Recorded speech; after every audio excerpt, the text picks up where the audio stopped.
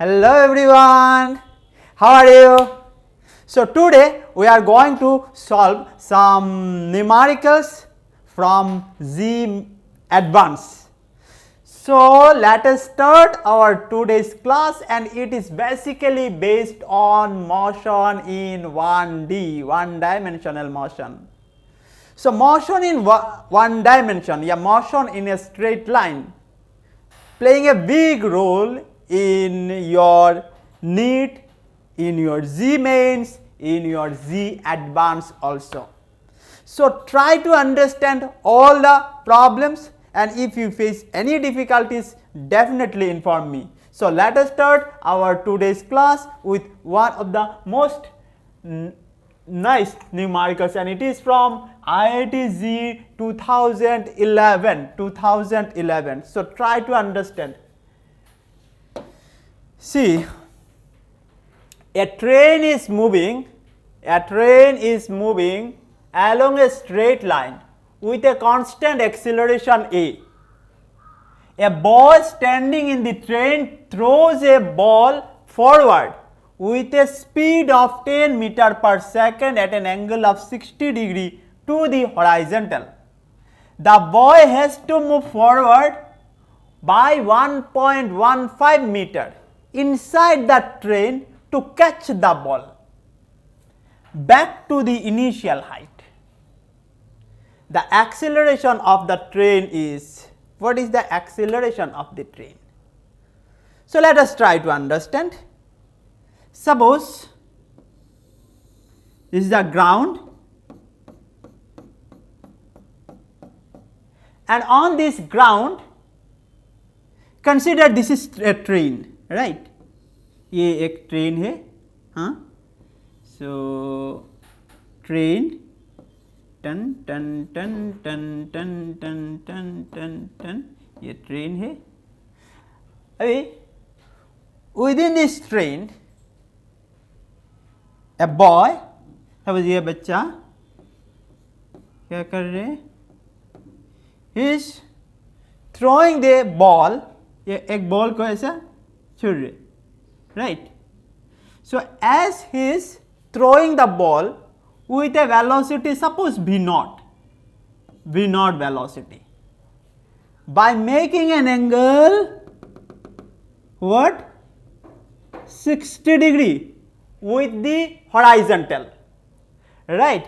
He is throwing this ball, ऐसे होता है ना बच्चा लोग खेलते हैं, तो ये he is throwing this ball with a velocity v vector by making 60 degree, ऐसे छुड़ा, by making an angle 60 degree with the horizontal. जैसे कि ये मान लो horizontal line, right? तो ये horizontal के साथ कितना एंगल वाला है? 60 डिग्री बना के वो बॉल को थ्रो किया, right? Now ये क्या, the boy has to move forward by 1.15 meter inside the train. बच्चे को 1.15 मीटर जाना पड़ेगा to catch the ball. तो बच्चा यहाँ पर आया, ये जो डिस्टेंस है ये कितना है? 1.15 metre to catch the ball again, right? So this boy, कुछ भी नाम बोल दो, इसका नाम है सपोज रिक्की है. सो ये रिक्की बॉल को ऐसे छुड़ा, right, by making an angle 60 degree. So रिक्की था ए पॉइंट में, अभी गया ये बी पॉइंट में, और ए से बी जो डिस्टेंस है ये कितना है? 1.15 मीटर है. Now try to understand what I have to find. The acceleration of the train is, what is the acceleration of the train, right? What is the acceleration of the train? तो मुझे कैसे करना है? चलो solve it. So many ways are there to solve it. So let us take a simple one. You see, as the boy throws this ball with a velocity vector v vector, right? B is resolved into two rectangular component. या मैं ऐसे बोल सकता हूँ, जब भी मैं कोई भी बॉल को छूटता हूँ, जैसे कि कोई भी ऑब्जेक्ट को, जैसे कि यहाँ से एक ऑब्जेक्ट को मैं छुड़ा, ठीक है, इसका दो मोशन आता है, एक है हॉराइजेंटल और एक है वर्टिकल, राइट ना. Whenever we are throwing any object, right ना, so one is it's horizontal and another is your vertical component, right ना. So as I'm throwing this ball, जैसे कि आप मान लो यहां पर मैं जूम करके दिखाता हूं, सपोज ये कोऑर्डिनेट सिस्टम है, मैं यहां से एक बॉल को ऐसे थ्रो किया, राइट. सो बॉल का ऊपर जब भी जैसे कि यहां पर बॉल है, सो बॉल का ऊपर I'm exerting a force, means applied force is there, and another is gravitational force is there. So on ball there are two forces, one is my applied force and another is gravitational force, and so the ball will follow the resultant path, means ball will follow along this direction. यहाँ पर जाते हैं भी ये applied force है और ये gravitational force है, बॉल ये path follow करेगा. यहाँ पर जाने के बाद भी applied force इधर है, gravitational force इधर है, बॉल ये पाथ फॉलो करेगा. मतलब the ball will follow this parabolic path, right ना.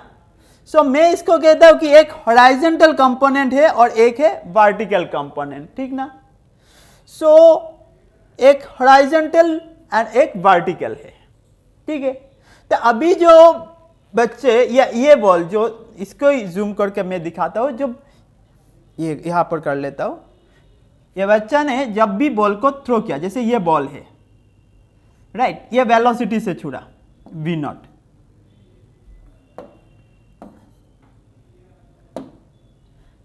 वेलोसिटी से छुड़ा विद द हॉराइजेंटल 60 डिग्री बना के, राइट.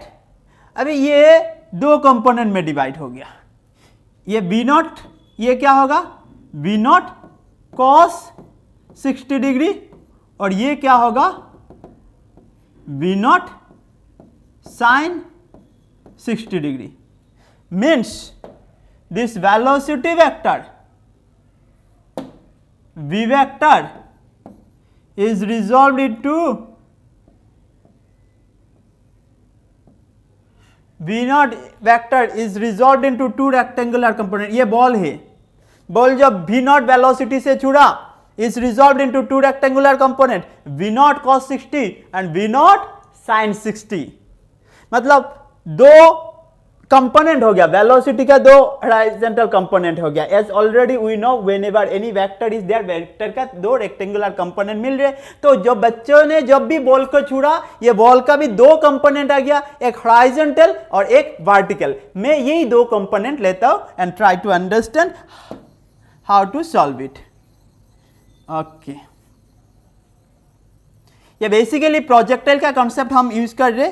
तो प्रोजेक्टाइल का ऊपर भी एक वीडियो बना हुआ है, तो ये प्रोजेक्टाइल का जो भी रिलेटेड कुछ भी क्वेरीज है वो वहाँ से भी देख सकते. और फिर भी कोई डाउट होता है तो डेफिनेटली मेरे साथ कांटेक्ट भी कर सकते. तो है कि पहले vertical, for vertical motion of the ball, for vertical motion of the ball, right, vertical motion of the ball. Vertical मैं दे देता हूँ, जैसे कि ये y है तो ये x है, right. Vertical y and horizontal x है, ठीक है ना. तो for vertical motion of the ball, ऐसे हमें पता है s is equal to ut plus half a t square, पता है ना, s is equal to u2 plus half a t square. For vertical motion sy is equal to uy t plus half of ay t square. समझ में आया ना, समझ में आया.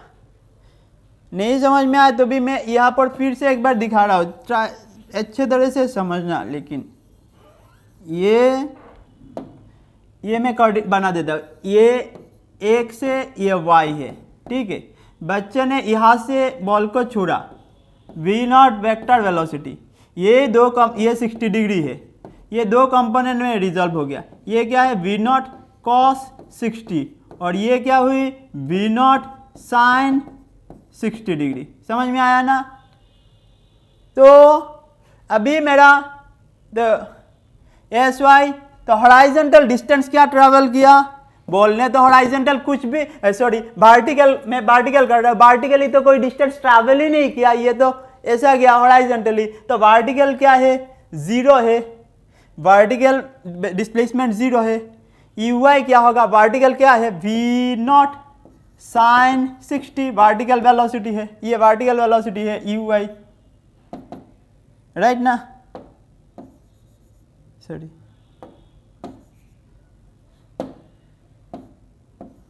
यू आई, और ये क्या है u x.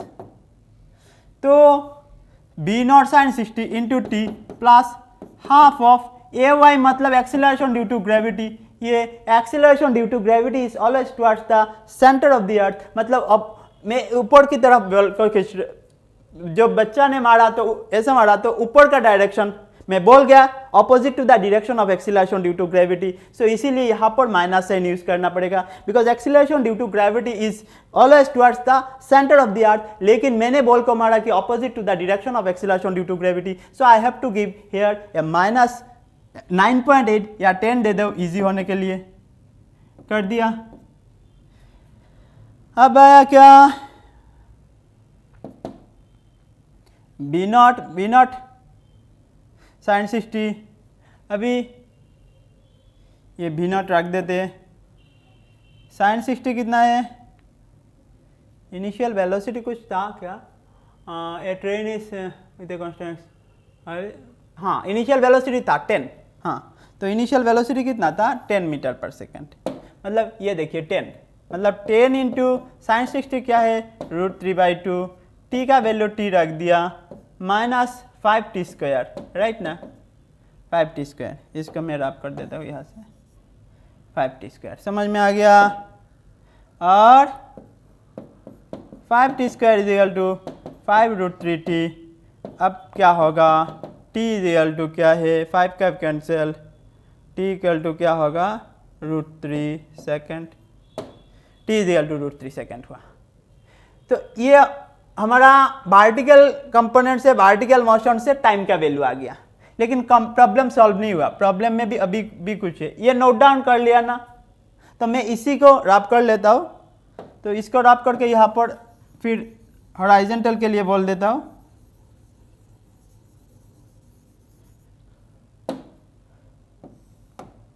For horizontal motion of the ball Sx is equal to uxt plus half of axt square, right ना, तो हॉराइजेंटली कितना डिस्टेंस ट्रैवल किया, ये 1.15 कवर किया, हॉराइजेंटल वेलोसिटी क्या था, ux क्या था, कॉस कंपोनेंट ना, v not cos 60 degree t plus half of ax T square, मतलब √3, टी का वैल्यू भी है √3, तो मैं टी का वैल्यू लिख लेता हूँ, बाहर कर लिया था √3, तो ax √3 होल स्क्वायर, यहाँ से और 1.15 v नॉट का वैल्यू है 10, हाफ √3 प्लस 3/2 ax, राइट ना, √3 स्क्वायर इज 3/2 ax। अभी इसका अगर कैलकुलेट करें तो 5 √3 1.15 माइनस 5 √3 ना इज इक्वल टू 3/2 ax, और ax इक्वल टू क्या होगा, और ax इक्वल टू क्या होगा 2/3 1.15 माइनस 5 √3, तो इसका अगर कैलकुलेट करें 2/3 इंटू 1.15 माइनस 5 √3 का अगर कैलकुलेट करें तो आ जाएंगे, एक सेकेंड, तो इसका वैल्यू आ जाएगा आपको, एक सेकेंड, 1.5 √3, ओके 5 √3 माइनस 1.15, मतलब ये हो रहा है डिवाइड बाई 3 -5.006, इसका जो वैल्यू आ रहा है ये करके -5.0006 मीटर पर सेकेंड स्क्वायर। आप लिख सकते हैं 5 मीटर पर सेकेंड, अभी मतलब अप्रोक्सीमेटली -5। अभी ये है कि बॉल जिस डायरेक्शन से जा रहा है उसी का एग्जैक्टली अपोजिट डायरेक्शन में कौन जा रहा है? ट्रेन। सो ट्रेन का एक्सीलरेशन क्या होगा? 5 metre per second square. This is the acceleration of the ball. तो ट्रेन का एक्सीलरेशन क्या होगा? इसका एग्जैक्टली ऑपोजिट होगा। क्या होगा? So the acceleration of the train is 5 metre per second square. ठीक है, so acceleration of train is क्या है? 5 metre per second square approximately. ठीक है, तो दिस इज द आंसर। लगता है समझ में आया कि इतना भी टफ नहीं है। 5 metre per second square is the acceleration of the train. Very simple, मैंने कुछ नहीं किया, मैं जस्ट बच्चा ने जो बॉल को थ्रो किया उसी बॉल का मैं हॉराइजेंटल कंपोनेंट लिया, उसी बॉल का मैं वर्टिकल कंपोनेंट लिया, वर्टिकल कंपोनेंट से मैं टाइम बाहर किया और हॉराइजेंटल कंपोनेंट में वो बैठा दिया, अल्टीमेटली मेरा एक्सीलरेशन आ गया। वेरी सिंपल, जस्ट प्रोजेक्टाइल का मैं कंसेप्ट यूज किया। राइट, अंडरस्टैंड ना? ओके, चलो। तो ये एडवांस का क्वेश्चन था। अभी नेक्स्ट क्वेश्चन में जाते। ये भी जी एडवांस 2014 में आया। बहुत सारा बच्चों ने भी बोला था कि सर एडवांस का कुछ कराइए, तो मैं एडवांस के लिए ये करा रहा हूँ। ये एडवांस का है। Solution, A rocket is moving in a gravity free space. ऐसे तो ग्रेविटी फ्री स्पेस कुछ होता नहीं, फिर भी हम बोल रहे हैं कि ये ग्रेविटी फ्री स्पेस है। राइट, सो ग्रेविटी फ्री स्पेस। अच्छा, तो एक और हो भी सकता है, वो अलग सा एक ये है, तो मैं कभी टाइम मिले तो बोलूँगा। ग्रेविटी फ्री स्पेस हो भी सकता है। तो a rocket is moving in a gravity free space with a constant acceleration 2 metre per second square. अच्छा, ये जैसे कि मैं ऐसे कर लेता हूँ, ये रॉकेट है। ठीक है, ये rocket is moving with an acceleration a is equal to 2 meter per second square, right? 2 meter per second square along x direction. The length of a chamber inside the rocket is 4 meter. ये कितना है? 4 metre है। 4 metre का chamber है। A ball is thrown from the left. यहां से एक ball को थ्रो किया। A ball is thrown from the left of the chamber in x direction with a speed of 0.3 meter per second relative to the rocket. Rocket का relative से 0.3 meter per second से।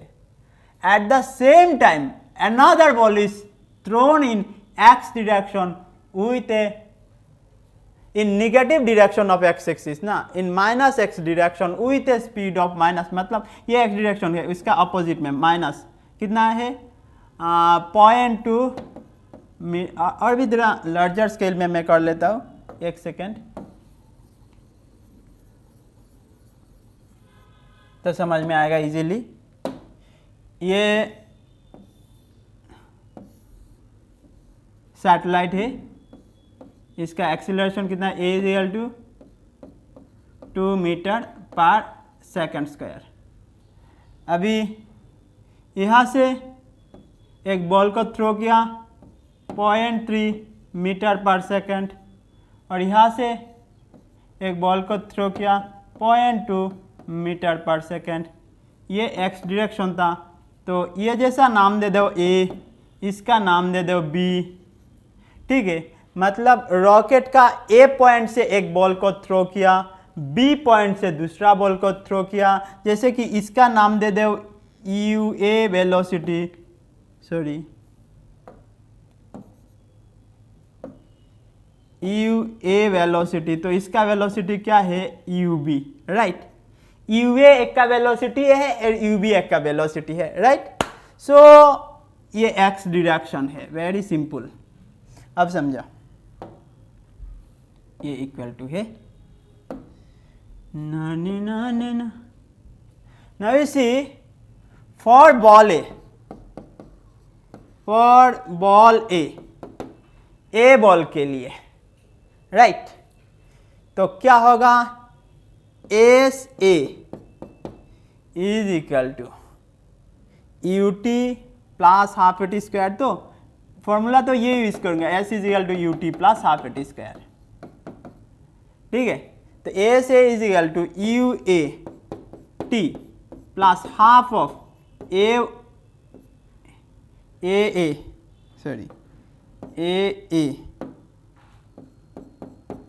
T square.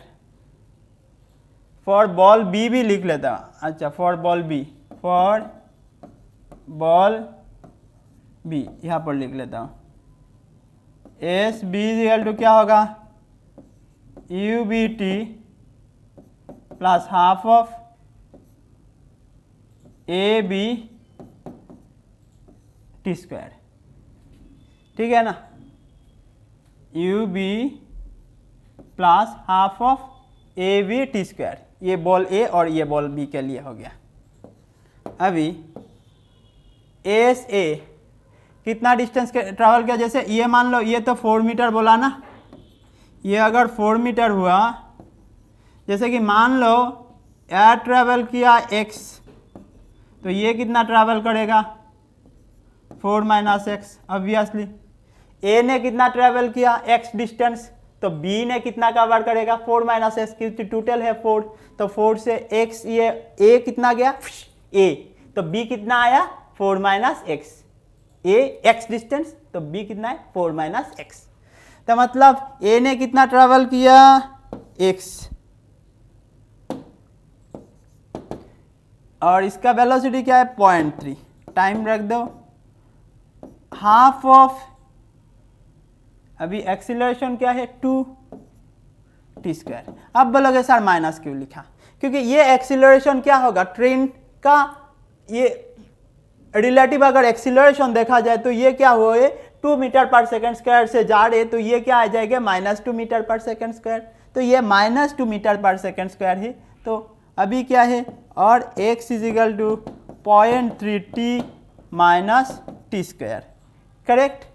लेकिन b के लिए acceleration क्या होगा बोलो तो, ये पॉजिटिव एक्सीलरेशन होगा 2 मीटर पर सेकेंड स्क्वायर।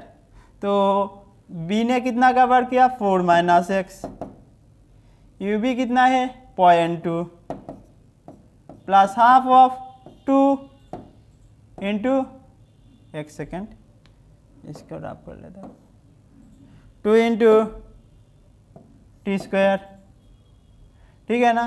तो 4 minus x equal to 0.2 t, ये जगह ठीक करना पड़ेगा, u t plus half a t square. हाँ तो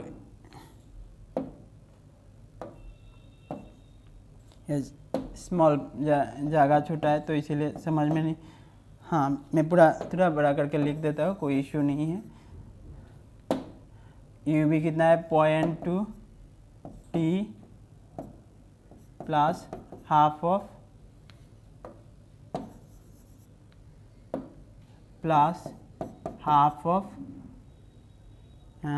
ए बी कितना था 2 इंटू टी स्क्वायर। अभी शायद समझ में आएगा, 2 cancel 2.2 cancel plus t square, correct ना, ये हो गया।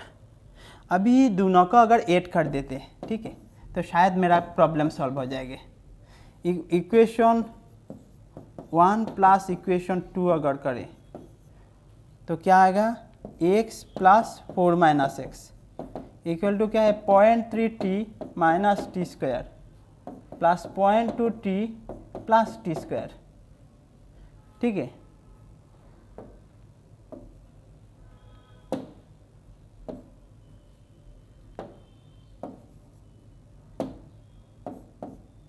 अभी क्या है minus t square plus t square cancel 0.3t और 0.5t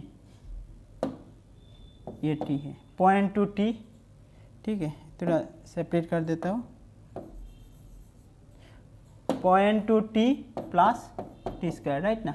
तो अभी क्या है minus t square plus t square cancel हो गया 0.3t 0.2t 0.5t। ठीक है, minus x plus x cancel सिर्फ 4 तो मतलब t इजिकल टू क्या होगा t इजिकल टू 4/0.5 4/0.5 मतलब 8।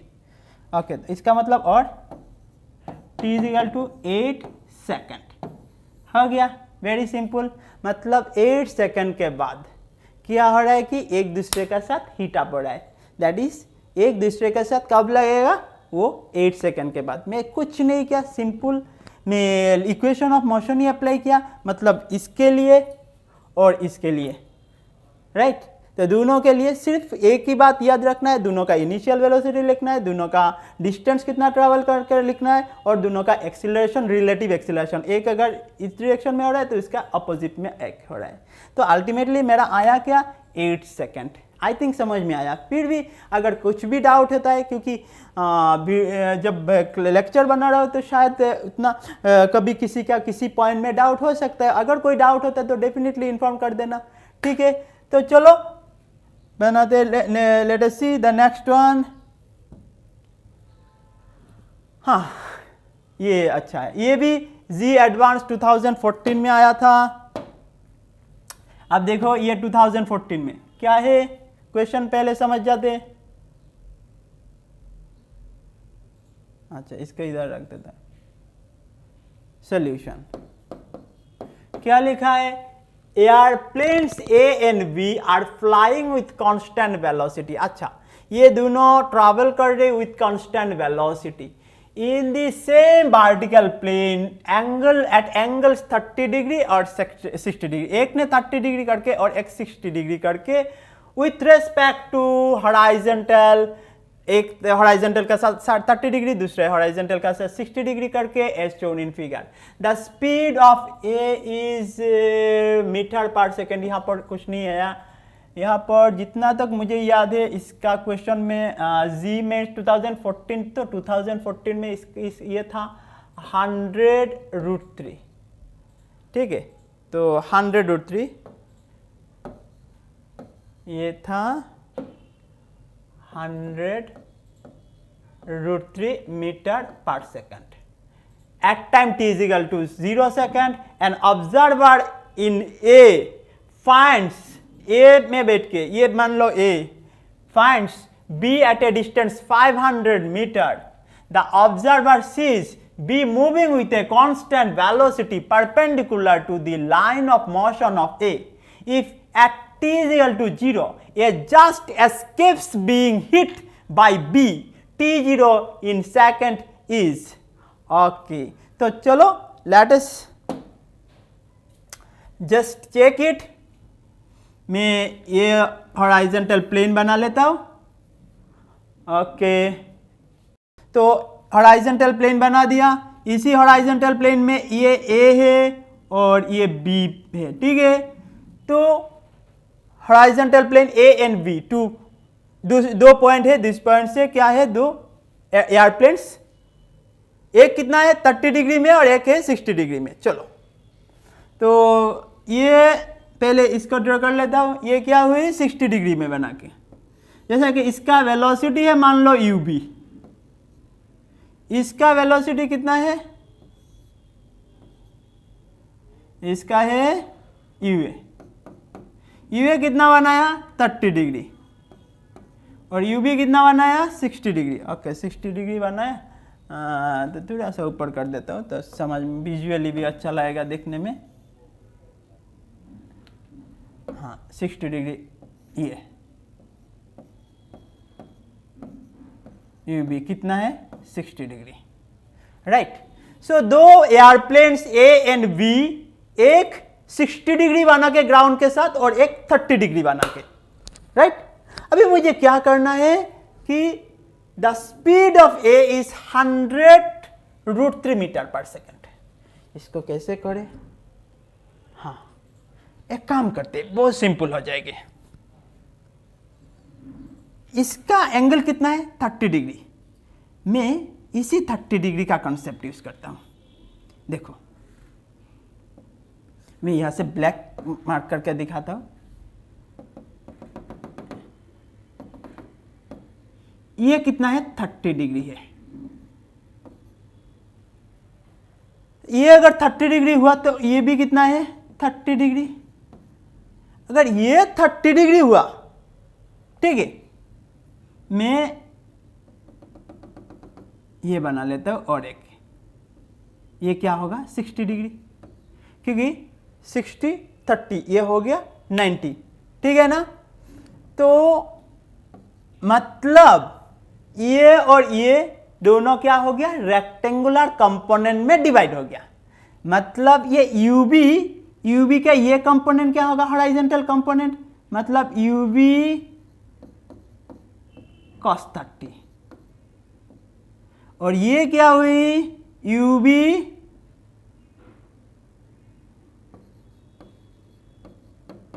sin 30। समझ में आया? ये यूबी वेक्टर है, यूबी वेक्टर का दो कंपोनेंट आ गया। एक क्या हुई?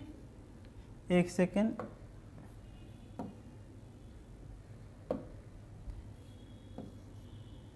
यूबी cos 60 और एक है यूबी cos sin 30। समझ में आया ना? ये यूबी था, तो यूबी का दो कंपोनेंट आ गया, एक यूबी cos कंपोनेंट और एक है sin कंपोनेंट। हम ऐसे कर सकते, कोई भी वेक्टर है, जैसे कि ये थीटा एंगल है, तो ये ए वेक्टर है, तो ये क्या होगा? ए cos थीटा, तो ये क्या हो रहा है? ए sin थीटा। दोनों का बीच में एंगल कितना आ रहा है? 90 डिग्री, क्योंकि ये रेक्टेंगुलर कंपोनेंट में डिवाइड करना है। तो मैं सेम ही किया कि ये 30 डिग्री बनाया यूबी वेक्टर, तो ये क्या हुआ? यूबी cos 30, तो ये क्या हुई? यूबी sin 30, और दोनों का बीच में एंगल क्या है? 90 डिग्री। मतलब ये यूबी cos 30 और यूबी sin 30 रेक्टेंगुलर कंपोनेंट्स है।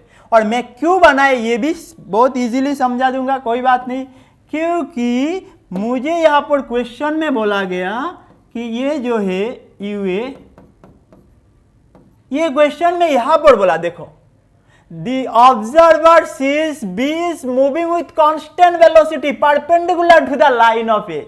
मतलब ये जो बी है, this B is moving perpendicular to the line of A. मतलब जो कौन सा, कोई भी वेलोसिटी जाए, वेलोसिटी का दो कंपोनेंट आएगा, एक कस कंपोनेंट और एक साइन कंपोनेंट है। लेकिन यहां पर एयरप्लेन्स का कौन सा कंपोनेंट काम कर रहा है? साइन कंपोनेंट काम कर रहा है। साइन कंपोनेंट के साथ ये आ रहा है, क्योंकि क्वेश्चन में बोला कि perpendicular to the line of motion of A. मतलब ए का मोशन में आके हिट अगर कर रहा है तो कौन सा कंपोनेंट कर रहा है? Sine component is working, right. तो let us try to find. यहां से हम देखते हैं कि ये तो रब कर लेता हूं,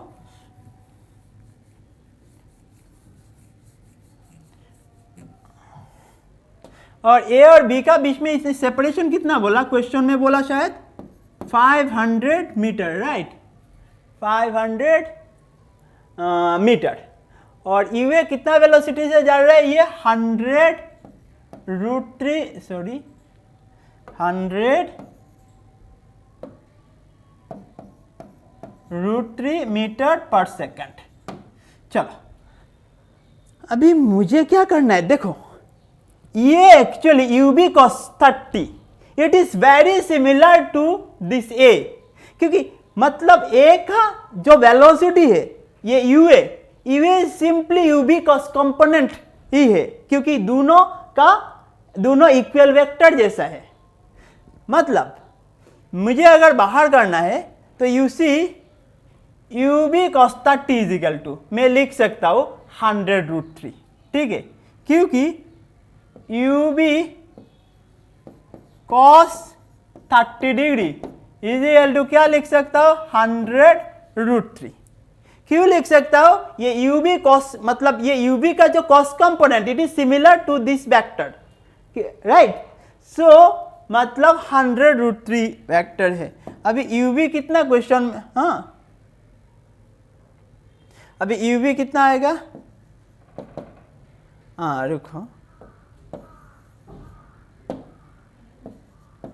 cos 30 कितना है, हाफ,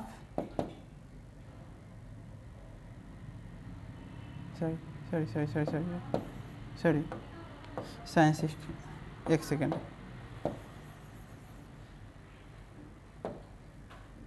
√3/2 इक्वल टू 100√3। अभी √3 कैंसिल, यूवी कितना आएगा 200 मीटर पर सेकेंड। ठीक है, ये cos 30 क्या है, sin 60 √3/2 cos 30 √3/2। ठीक है, तो √3/2 लिख दिया और इसके बाद √3 कैंसिल हो गया, 2 इधर चला गया, 200 मीटर पर सेकेंड। ये आया वेलोसिटी यूवी का वैल्यू आ गया, कितना आया 200 मीटर पर सेकेंड। अभी मैं क्या करूँ, यूवी आ गया, अभी वेलोसिटी है यूवी, अभी we know velocity is equal to क्या है, distance by time, distance by time. अभी टाइम इज इक्वल टू क्या है, time t naught is equal to क्या है, distance 500 by velocity u v 500, velocity u v कितना है 200, नहीं ये सॉरी यहाँ पर ये है, एक सेकेंड, यूवी कंपोनेंट लिखना पड़ेगा, कौन सा कंपोनेंट काम कर रहा है, एक सेकेंड, अभी कौन सा कंपोनेंट काम कर रहा है, ये कंपोनेंट यूवी sin 30, तो लिखना पड़ेगा कौन सा component, because this component is coming to hit A में हिट करने के लिए कौन सा कंपोनेंट आ रहा है, डिस्टेंस तो 500 ठीक है, लेकिन कौन सा कंपोनेंट आ रहा है, यूवी sin 30, कौन सा आ रहा है यूवी sin 30, तो मुझे लिखना पड़ेगा यूवी sin 30। तो यूवी का वैल्यू कितना है, यूवी का वैल्यू में निकाला 200 और sin 30 कितना है √3/2, समझ में आ गया ना। अभी नहीं हाफ, यही देखो प्रॉब्लम हो गया, sin 30 में cos 30 समझा, sin 30 कितना है हाफ। अभी क्या है 100 और 0 0 कैंसिल मतलब 5 और t naught is equal to 5 second, ये आ गया आंसर, कितना है 5 सेकेंड, मतलब 5 सेकेंड के बाद ये जो परपेंडिकुलर कंपोनेंट ये ए का लाइन के साथ हीट अप कर देगा। समझ में आ गया, ये जी एडवांस का क्वेश्चन है। तो जी एडवांस इतना भी टफ नहीं है जैसा हम समझते हैं कि बोलते हैं कि हाँ बहुत टफ है, ऐसा नहीं है। ठीक है, ये देखिए स्ट्रेट लाइन मोशन का क्वेश्चन से, इतना भी टफ नहीं है, थोड़ा सा समझना है हो जाएगा। जो कुछ भी मैं कराऊंगा सारे नोट डाउन कर लेना। ठीक है, अभी जी का तो इतना किया, अभी नीट का भी करते हैं, नहीं तो नीट का बच्चे लोग नाराज हो जाएंगे, तो इसीलिए नीट का भी कुछ करते। चलो solution, A ball is thrown vertically downward with a velocity of 20 metre per second from the top of a tower। अच्छा, ये मान लो एक टावर है, ठीक है, from the top of a tower क्या क्या, a ball is thrown vertically downward, यहां से एक बॉल को थ्रो कर दो, ये बॉल को छोड़ दो, तो ये बॉल गिर जाए। ठीक है, अच्छा जस्ट थ्रोइंग मतलब मैं फ्री फॉल, अच्छा फ्री फॉल, एक सेकेंड, हाँ जस्ट थ्रोइंग, अच्छा नहीं फ्री थ्रो विथ मैंने 20 मीटर पर सेकेंड, अच्छा 20 मीटर पर सेकेंड से छोड़ रहे, और ये आके कहाँ गिर रहा है, ग्राउंड में मिल रहा है, तो कितना v इक्वल टू क्या है 80 मीटर। अरे ये तो इजी है, हाँ u पता है v पता है, right.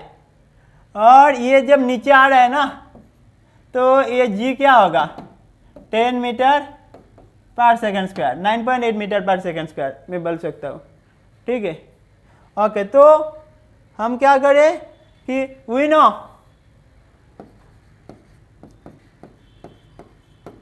We square minus u square is equal to twice a h या ट्वाइस जी एच भी लिख सकता हूँ।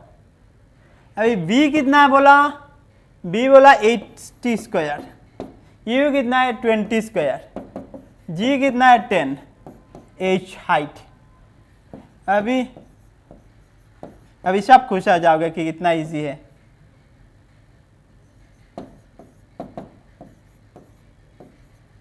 अभी कितना हो गया 6020h,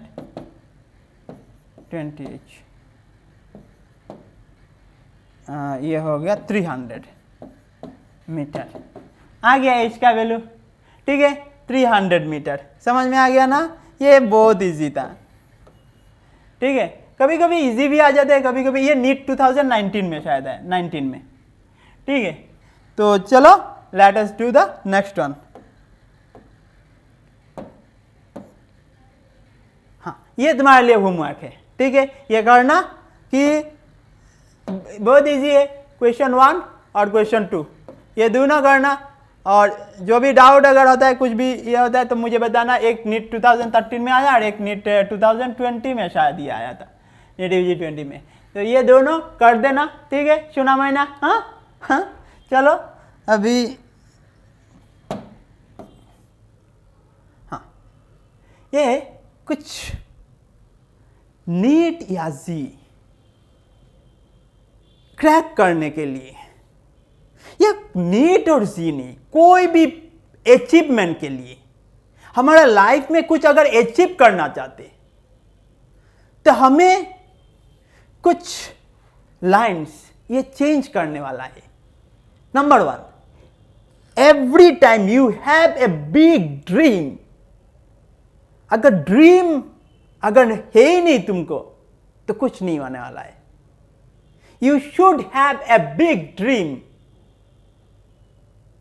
और बिग ड्रीम करने से नहीं होगा, बिग ड्रीम को सक्सेस करने के लिए क्या करना पड़ेगा? You have to do every steps, every requirement whatever for to reach at that dream, right ना? यू सी समटाइम्स क्या होते हैं कि हम बोलते हैं कि फेलियरिटी आ गया, सक्सेस हो नहीं रहा।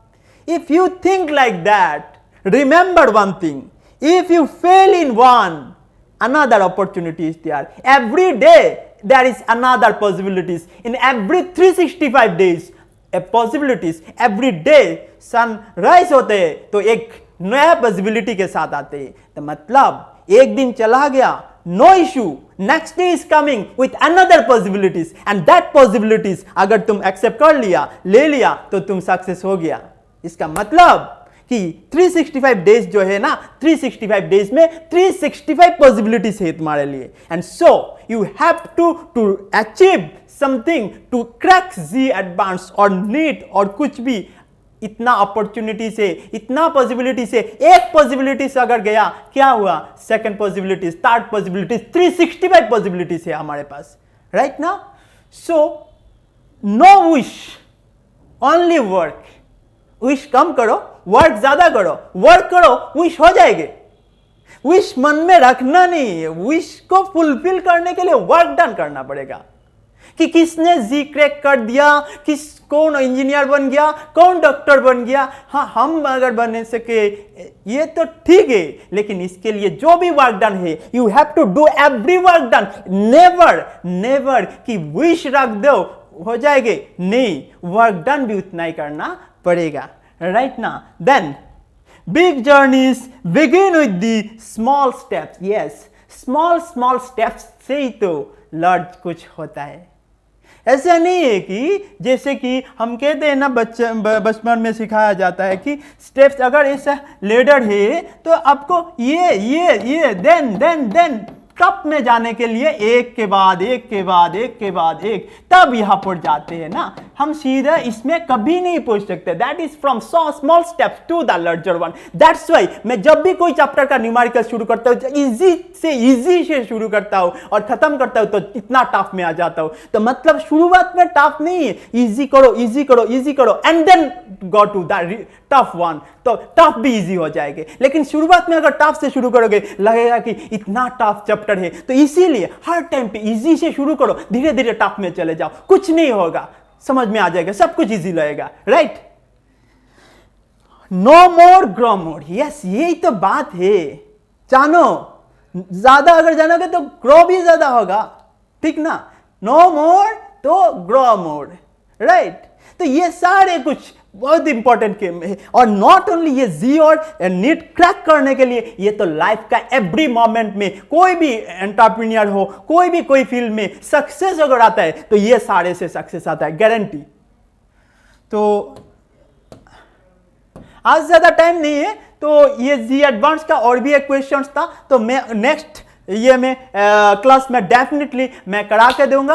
आज के लिए बस इतना ही, thank you very much for watching. But ये रिमेंबर रखना कि जो भी न्यू होमवर्क देता हूं, ये होमवर्क टाइमली मुझे मिलना चाहिए। Bye bye everyone.